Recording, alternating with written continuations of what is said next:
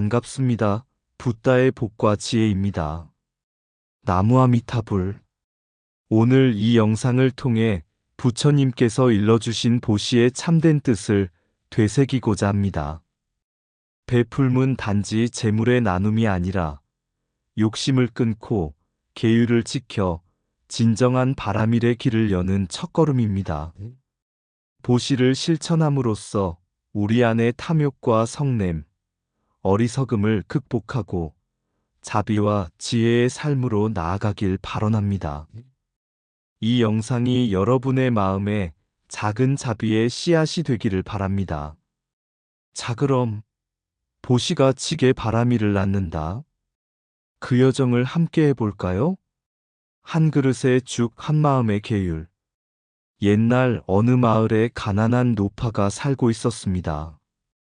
그녀는 가진 것이 거의 없었지만 매일 새벽마다 허름한 옷차림으로 절을 찾아와 절 마당을 쓸고 부처님께 절을 올렸습니다. 어느 날 마을에 부처님께서 오신다는 소문이 퍼졌습니다. 마을 사람들은 너도 나도 값비싼 음식을 준비하고 화려한 공양을 드릴 계획을 세웠습니다. 그러나 노파는 단지 손에 쥔 마지막 한 줌의 쌀로 죽을 끓일 수밖에 없었습니다. 그녀는 가마솥에 죽을 끓이며 스스로에게 말했습니다. 이 죽은 내가 가진 모든 것을 담은 것입니다. 내 마음을 담아 부처님께 올리겠습니다. 부처님께서 마을에 도착하시자 많은 이들이 고운 말로 공양을 청하며 앞다투어 음식을 내놓았습니다. 그때 노파는 떨리는 손으로 그 한 그릇의 죽을 부처님께 공손히 올렸습니다. 부처님께서는 그녀의 죽을 받으시고 깊은 미소를 지으며 말씀하셨습니다. 이 죽에는 탐욕이 없고 교만이 없고 조건이 없다.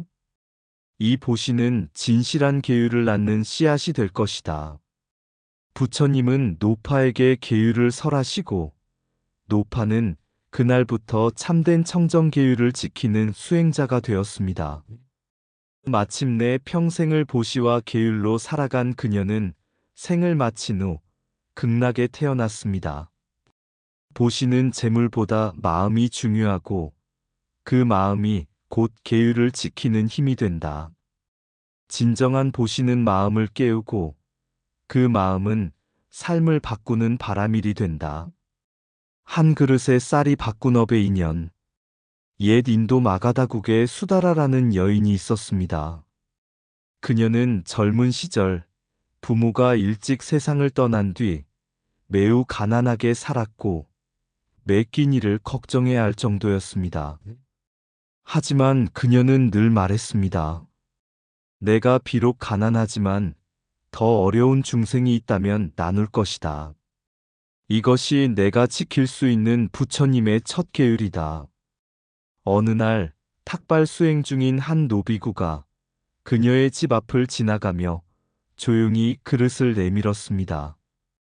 그날은 그녀가 겨우 한 끼 먹을 만큼의 쌀을 지어두고 있던 날이었습니다.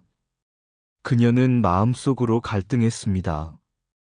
이 쌀을 드리면 나는 오늘 굶어야 한다. 하지만 내가 주지 않으면 이분도 굶으신다.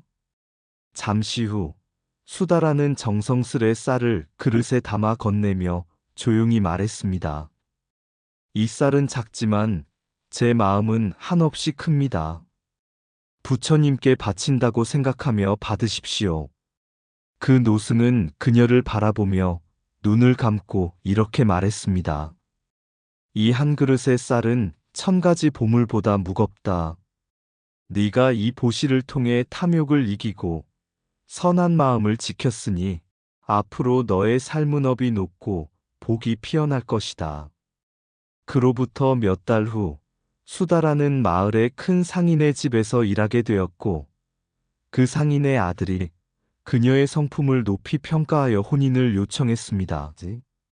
결국 수다라는 상인의 집 안에 들어가 마을에 존경받는 여인이 되었고 많은 가난한 이들을 위해 음식과 옷을 베풀며 살았습니다. 보시는 가진 것이 많아서 하는 것이 아니라 나누고자 하는 마음에서 시작됩니다. 작은 보시라도 탐욕을 끊고 자비로 행해질 때 그것은 십선의 길이며 업을 바꾸는 힘이 됩니다. 주는 마음은 곧 복의 근본이며 그 복은 다시 자신과 세상을 맑게 씻는 지혜가 됩니다. 보시란 가진 것을 나누는 것이 아니라 마음을 여는 것이다. 한 톨의 쌀에도 1000가지 복이 깃든다. 베풀문 탐욕을 끊는 첫 번째 계율이다. 작은 보시는 큰 인연을 낳고 그 인연은 업을 녹인다. 주는 마음이 곧 복을 짓는 시작이다. 무엇을 주느냐보다 어떤 마음으로 주느냐가 중요하다. 탐욕을 비우면 자비가 채워진다. 지게는 보시에서 자라고 지혜는 자비에서 꽃핀다.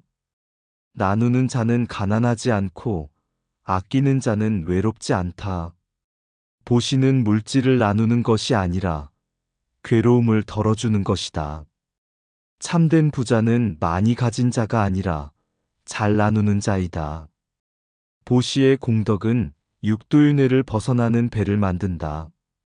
부처님께 드리는 공양은 중생에게 베푸는 마음으로 완성된다.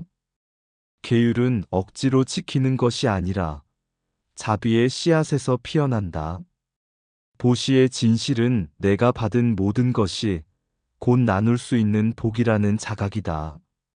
빈자의 마음과 부자의 시험. 부처님께서 왕사성에 계실 때 한 부자가 찾아와 부처님께 물었습니다. 세존이시여, 저는 평생 많은 보시를 했지만 아직도 번뇌가 끊어지지 않고 계율을 지키는 것이 어렵습니다. 왜 그런 것입니까? 그때 부처님은 조용히 웃으시며 말씀하셨습니다. 보시는 외형이 아니라 마음으로 하는 것이다. 베푼다는 것이 곧 욕심을 버린다는 뜻이어야 계율도 함께 자라난다. 그리고 다음과 같은 이야기를 들려주셨습니다. 옛날 한 마을에 바나라는 가난한 청년이 있었습니다. 그는 가진 것은 없었지만 길가에 떨어진 밀 한 톨도 거두어 새들과 나누고 어느 날은 허기진 나그네에게 자신의 마지막 죽을 건넸습니다. 그 모습을 지켜보던 수행자 한 사람이 그에게 물었습니다. 너는 왜 가진 것도 없으면서 자꾸 나누려 하느냐? 바나는 대답했습니다. 나도 누군가에게 도움을 받은 인연으로 살아 있습니다. 내가 줄 수 있는 작은 것이 누군가의 탐욕을 막고 괴로움을 덜 수 있다면 그것이 내가 지킬 수 있는 계율입니다. 그 말을 들은 수행자는 눈시울을 적시며 말했습니다. 너는 이미 지게의 뿌리를 가진 자다. 보시란 곧 계율을 세우는 첫 마음이니라. 그 뒤 바나는 스스로 탐욕을 이겨내고 성실하게 살아가며 큰 복을 지었습니다. 그리고 세월이 지나 그는 마을의 지도자가 되어 정의롭고 청렴한 삶을 살아 많은 이들의 귀감이 되었습니다. 보시는 단순한 나눔이 아닌 마음에서 욕심을 덜어내는 수행입니다. 욕심을 덜어낼 때 비로소 계율을 자연스럽게 지킬 수 있는 힘이 생깁니다. 결핍은 때로 죄의 문을 열지만 보시는 그 문을 닫고 자비의 길을 엽니다.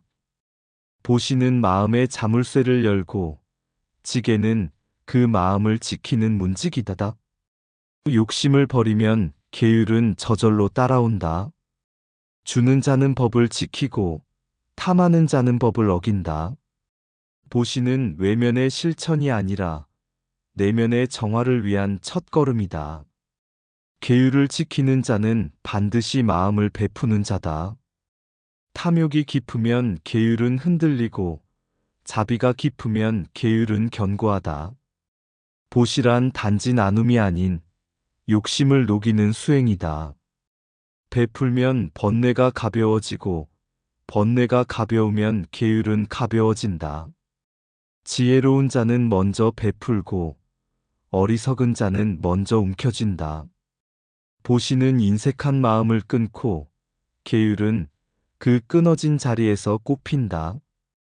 보시가 없으면 계율은 말라가고 자비가 없으면 지혜는 다친다. 결핍은 죄를 부르지만 보시는 법을 지키게 한다. 욕망을 따라가면 계율은 사라지고 자비를 따라가면 계율은 선명해진다. 작은 나눔 하나가 죄를 막고 큰 탐욕 하나가 파괴를 만든다. 보시로부터 오는 평안은 계율로부터 오는 자유를 낳는다. 바로에 담긴 환희, 깨달음의 씨앗. 옛날 어느 나라에 단마라는 이름의 가난한 청년이 있었습니다. 그는 절 근처에서 땔감을 모아 생계를 이어가며 가끔 절을 찾아 청소를 도왔습니다. 그는 배움이 없었지만 작은 선도 반드시 복이 된다는 스님의 말씀만은 마음에 깊이 새기고 살았습니다. 어느 날 절을 방문한 고승이 탁발을 하고 있었습니다. 단마는 아침 일찍 줄인 배를 참고 쌀로 작은 축을 쑤어 놓고 있었습니다. 그때 스님이 단마 앞에 바루를 내밀며 조용히 말했습니다. 이 축이 나의 허기를 채우지 않아도 좋다. 너의 마음을 담아줄 수 있겠느냐? 단마는 고민 없이 죽 그릇을 가득 채워 스님께 올렸습니다. 죽을 바친 후에도 그는 말없이 두 손을 모아 합장했습니다. 고승은 죽을 받으며 미소를 지었고 단마에게 말했습니다. 이 바루 속 죽은 환희환이 되었도다. 너는 오늘 마음을 베풀었고 그 마음은 탐욕을 이기고 계율을 낳았으며 그 계율은 결국 너를 해탈로 이끌 것이다. 단마는 그날 이후 절에 들어가 출가했고 수행에 정진하여 결국 많은 이들에게 법을 전하고 자신의 탐욕과 분노, 어리석음을 완전히 끊고 아라한의 경지에 도달하게 되었습니다. 보시는 깨달음의 씨앗입니다. 그 씨앗은 작아도 자비와 수행의 물을 만나면 아라한의 경지로 자랍니다. 환희환의 비유는 보시가 어리석음과 음욕, 번뇌를 끊고 해탈을 이루는 상징입니다. 작은 보시라 하더라도 정성이 깃들면 그것은 곧 성불의 문이 됩니다. 작은 보시 하나가 큰 깨달음의 문을 연다. 정성으로 베푼 한 줌의 쌀은 아라한의 씨앗이 된다. 마음으로 나누는 보시는 번뇌를 뿌리째 뽑는다. 환희의 보시는 환희의 깨달음을 이끈다. 한 알의 보시는 탐욕을 이기고 한 마음의 자비는 업을 녹인다. 보시는 수행의 첫걸음이며 깨달음의 시작이다. 무심한 탐욕은 번뇌를 낳고 진심 어린 나눔은 지혜를 낳는다. 베풀 줄 아는 자는 이미 수행을 시작한 자다. 진정한 보시는 나를 잊고 남을 채우는 것이다. 나눔의 순간 마음속 마구니는 물러간다. 작은 죽 한 그릇이 1000번의 독송보다 깊은 수행이 될 수 있다. 탐욕은 마음을 가두지만 보시는 마음을 해방시킨다. 보시의 공덕은 그 행위보다 깊고 그 열매는 생을 초월한다.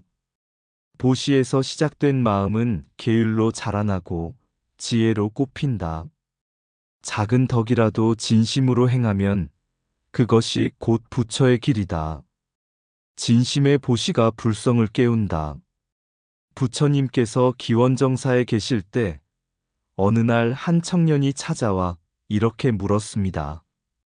세존이시여, 저는 복도 부족하고 계율도 엄격히 지키지 못합니다. 도대체 제가 할 수 있는 수행이란 무엇입니까? 부처님은 그를 가만히 바라보시며 말씀하셨습니다.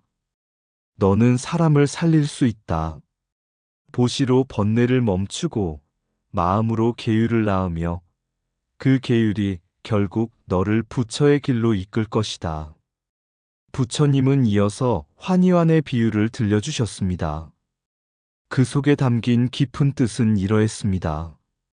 한 알의 보시도 탐욕을 이기면 큰 선근이 되고 그 선근이 자라 계율을 만들며 계율은 마음을 지키고 번뇌를 끊고 결국 진리를 깨닫게 한다.